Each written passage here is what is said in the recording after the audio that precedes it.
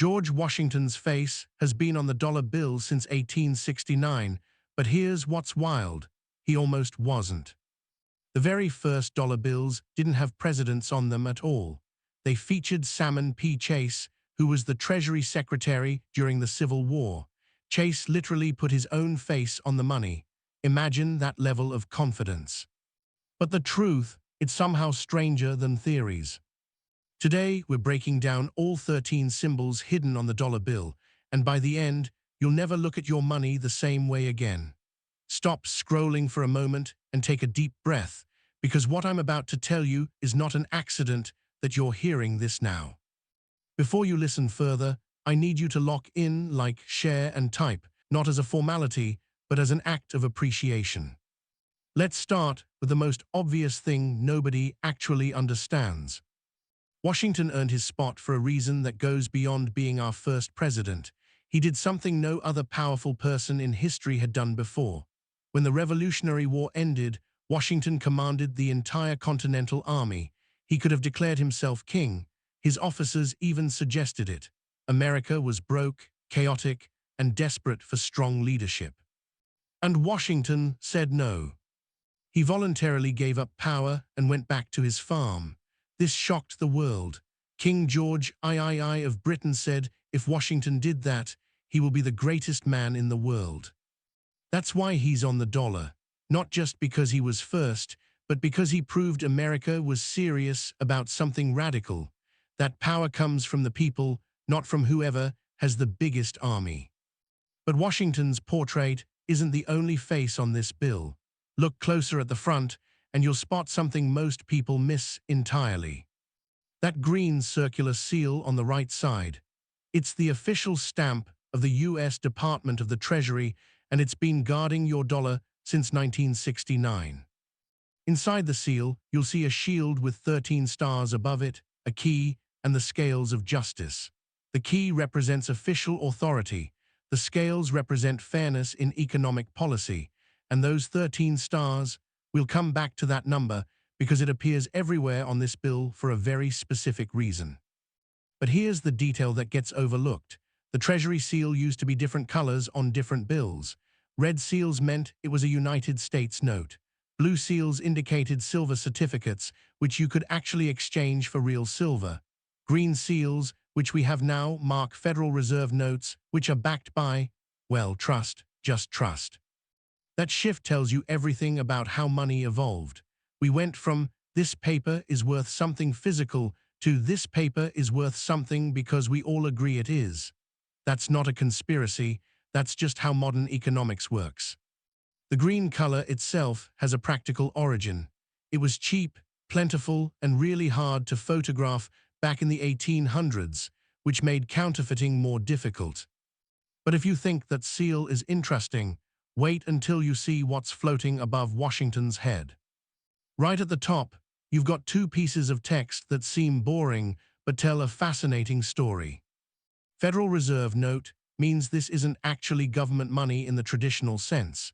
It's issued by the Federal Reserve, which is technically a private banking system created in 1913. That's why conspiracy theorists love this detail. The Federal Reserve isn't fully controlled by Congress, but it's not fully independent either. It's this weird hybrid entity. Then you've got the United States of America printed large and proud. That phrasing was a big deal.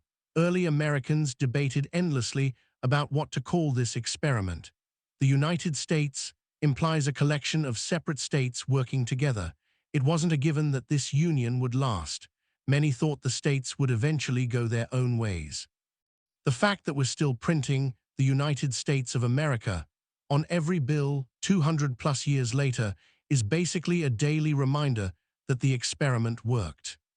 Now let's flip this bill over, because that's where things get truly strange. On the back left, you'll see an unfinished pyramid with 13 steps. This is part of the Great Seal of the United States, and it's been fueling conspiracy theories since 1935. Here's what it actually means. The pyramid represents strength and duration. Why unfinished? Because in 1782, when this seal was designed, America was a brand new country. The founders wanted to symbolize that the nation was still being built, still growing, still reaching upward. Those 13 steps, they represent the original 13 colonies: Massachusetts, New Hampshire, Rhode Island, Connecticut, New York, New Jersey, Pennsylvania, Delaware, Maryland, Virginia, North Carolina, South Carolina, and Georgia. The pyramid is made of stone because the founders wanted to communicate permanence. This wasn't going to be some temporary rebellion. They were building something that would last centuries. But here's where it gets mysterious. Why a pyramid? That's an Egyptian symbol, not an American one. The answer is that in the 1700s, educated people were obsessed with ancient civilizations. Egypt represented timeless wisdom and endurance. The founders were basically saying, we want to build something as legendary as the pyramids. Yet the most controversial part of this pyramid isn't the pyramid itself. It's what's floating directly above it. The all-seeing eye inside a triangle, radiating light. This is the Eye of Providence, and if you've spent any time online, you've seen people claim this is proof the Illuminati controls America. Let's set the record straight. The Eye of Providence is a Christian symbol that dates back to the Renaissance. It represents God watching over humanity. The triangle represents the Holy Trinity. The rays of light represent divine glory. That's it. That's the mainstream explanation. But why is it separated from the pyramid? That detail is actually intentional. The eye hovers above because it represents divine guidance overseeing the nation's growth. The message is, we are building this country, but we're doing it with divine blessing and oversight. Now here's where the conspiracy theory comes in. The Illuminati, a real secret society founded in Bavaria in 1776, did use similar symbolism, but there's zero evidence that they influenced the Great Seal's design. The Eye of Providence was already common in European art. It was on churches, books, and paintings. The real question isn't whether secret societies designed this. The real question is, why did we wait until 1935 to put this symbol on the dollar? The Great Seal was created in 1782, but it didn't appear on currency for 153 years. Why? The answer is surprisingly mundane. Treasury Secretary Henry Morgenthau and President Franklin D. Roosevelt thought it looked cool and wanted to commemorate the 150th anniversary of the seal. Sometimes the truth is less exciting than the theory, but it's still the truth. Above the pyramid, you'll see the Latin phrase annuitcoeptis. It means he has favored our undertakings. Who's he? God. This is another direct reference to divine providence. The phrase comes from Virgil's epic poem The Aeneid, written in 19 BC. The founders loved classical literature. They saw themselves as modern Romans, building a republic that would rival the greatest civilizations in history. But notice the phrasing. It doesn't say God commands us or God demands obedience. It says he has favored our undertakings. It's humble. It's acknowledging help, not claiming divine right to rule. This distinction mattered to the founders. European monarchs claimed they ruled by divine right, meaning God literally chose them to be king. The founders rejected that idea completely. They believed God favored their cause of liberty, but the people still held the power. That's a subtle but massive philosophical difference, and it's literally printed on your money. But if you think that's the only Latin phrase on this bill, look below the pyramid. Novus Ordo Seclorum, New Order of the Ages. This is the phrase that really gets conspiracy theorists excited. New World Order, see, it's right there on the dollar. Except it doesn't mean that at all. Novus Ordo Seclorum means a new order of the ages, as in a new era in human history. The founders believed they were creating something unprecedented, a government based on Enlightenment ideals, where power came from citizens, not kings or priests. They were right. In 1776, almost every country on earth was a monarchy, empire, or theocracy. Democracy was considered a failed experiment from ancient Greece. The idea that common people could govern themselves was radical, dangerous, and most experts thought it would collapse within a generation. So yes, the founders were absolutely declaring a new order, but not a conspiratorial one, a philosophical one. They were saying, the age of kings is over, the age of citizens has begun. The phrase, like annuit coeptes, also comes from Virgil's poetry. These guys really loved their Roman literature. But there's one more Latin phrase on this bill, and it's on the opposite side. Flip your attention to the right side of the back of the bill. You'll see an eagle clutching a ribbon that reads EPLUIBUSUNUM. Out of many, one. This was the unofficial motto of the United States until 1956, when In God We Trust officially replaced it. But many historians argue E pluribus unum better captures the American idea. Out of many colonies, one nation. Out of many states, one union. Out of many people, one country. When this motto was chosen in 1782, it was a radical statement. The world didn't believe you could unite different colonies, religions, and cultures under one government. Europeans thought Americans would inevitably fracture into separate countries or fall into civil war. And honestly, they almost did. The Civil War proved how fragile unity can be. But the motto remains, and it's a daily reminder of the challenge America still faces. How do you create one cohesive nation out of millions of people who disagree on almost everything? That question is just as relevant in 2025 as it was in 1782. But this eagle isn't just holding a motto. Look at what's in its talons. The eagle clutches 13 arrows in its left talon and an olive branch with 13 leaves in its right talon.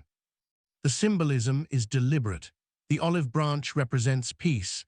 The arrows represent war. The eagle is facing the olive branch, signaling that America prefers peace but is prepared for war. This wasn't just poetic imagery. The founders were making a promise. They just fought the Revolutionary War and they knew military strength mattered. But they didn't want to become an empire like Britain. They wanted to be strong enough to defend themselves while prioritizing diplomacy and trade. That balance is still the foundation of American foreign policy today. We negotiate first, but we keep the military ready. Love it or hate it, that's the philosophy literally printed on the dollar. And yes, there are 13 arrows and 13 olive leaves, because 13 is everywhere on this bill. But here's a detail most people miss. The eagle's head is turned toward the olive branch, not the arrows. That's intentional. In times of war, some have suggested flipping the design so the eagle faces the arrows. It's never been done officially, but the symbolism would be clear. There's something else above the eagle's head that you need to see. Above the eagle, you'll see 13 stars arranged in a hexagram shape, surrounded by clouds. Those stars represent the original 13 colonies, now unified as states. The clouds represent the difficulties and uncertainties the new nation faced. The stars breaking through the clouds symbolize hope, clarity, and the idea that the states would shine brighter together than they ever could alone. The hexagram arrangement has sparked conspiracy theories because it resembles the Star of David. But that's not the intent. The hexagram was chosen because it's a visually balanced way to arrange 13 stars. If you try it yourself, you'll find there aren't many good options. The stars also create a constellation, symbolizing that this new nation would be a guiding light to the world. The founders genuinely believed other countries would follow America's example and embrace democracy. And they were right. Over the next 200 years, monarchies crumbled and democracies spread across the globe.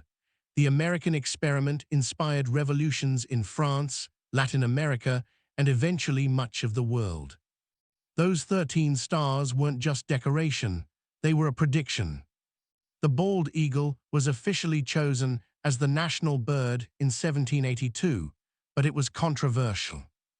Benjamin Franklin hated the choice. He wanted the turkey. Franklin argued that the bald eagle was a bird of bad moral character because it often steals fish from other birds instead of hunting its own food. He called the turkey a much more respectable bird.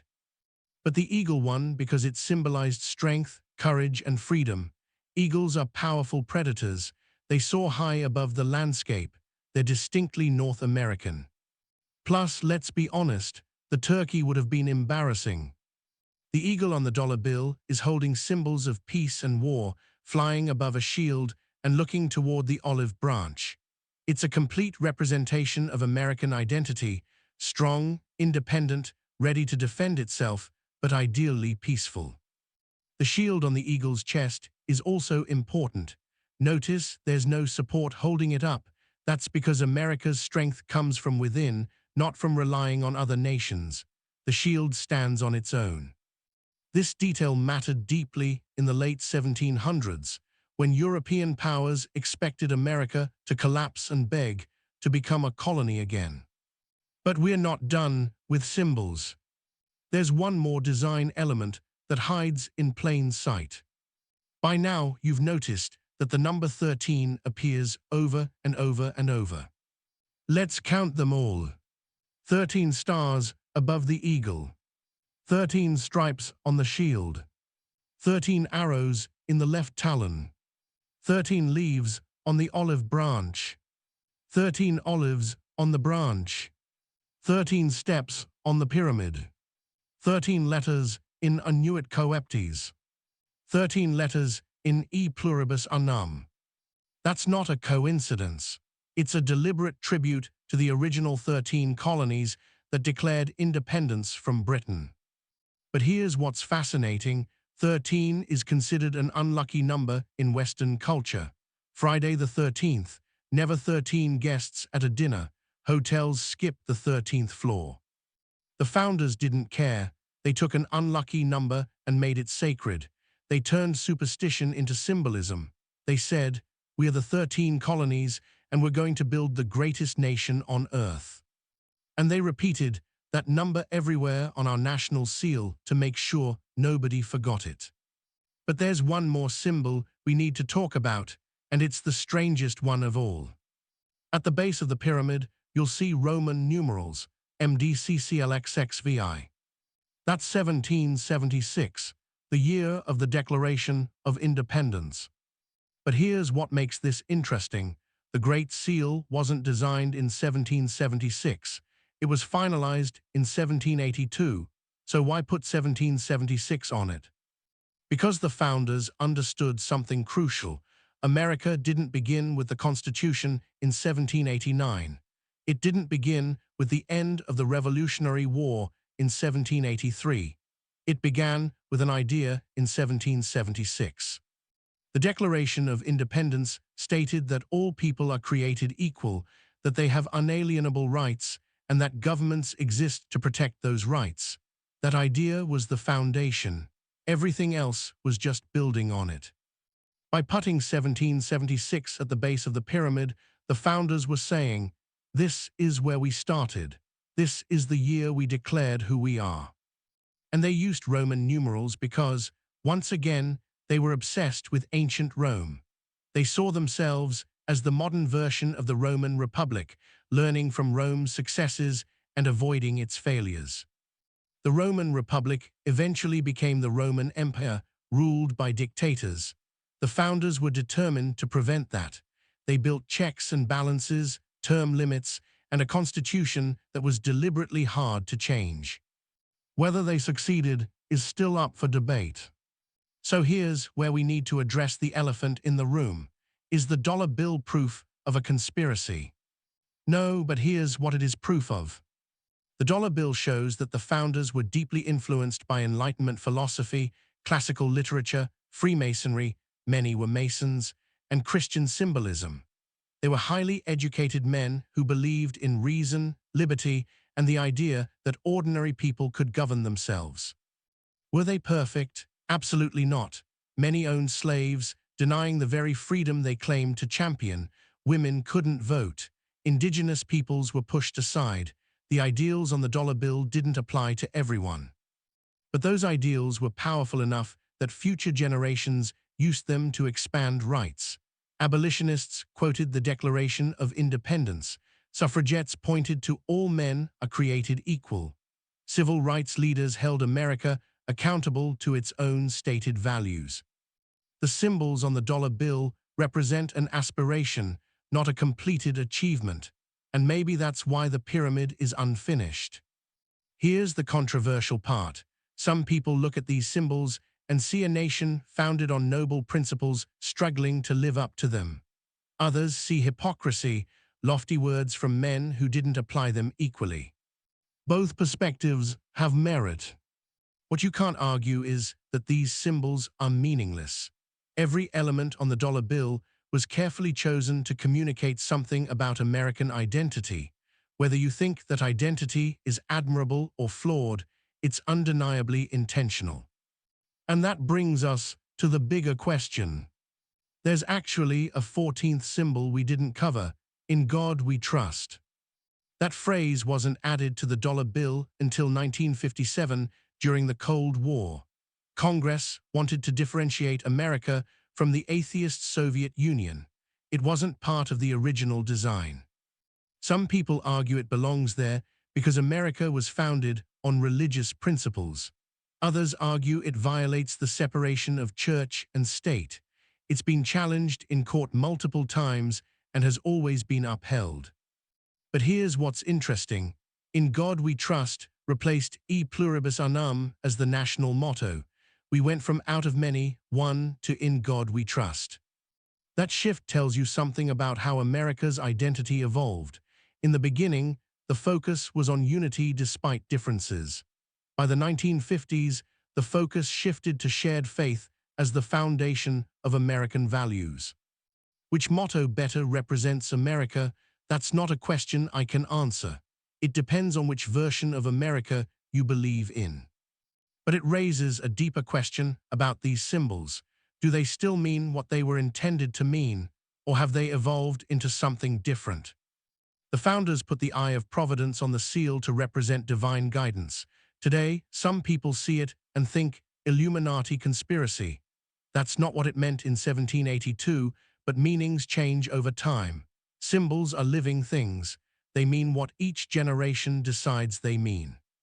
So maybe the real question isn't, what do these symbols mean, but what do we want them to mean? The dollar bill is a time capsule. It shows us what the founders valued, what they feared, and what they hoped America would become. Some of those hopes came true, others didn't, and the symbols they chose can be interpreted in 100 different ways depending on who's looking at them. But one thing is certain: you'll never look at a dollar bill the same way again. Next time you pull one out of your wallet, take a second, look at the pyramid, look at the eagle, look at those 13 stars. And ask yourself, what do these symbols mean to you? Here's my question for you. If you could add one new symbol to the dollar bill to represent modern America, what would it be? Drop your answer in the comments. I'll pin the most creative one.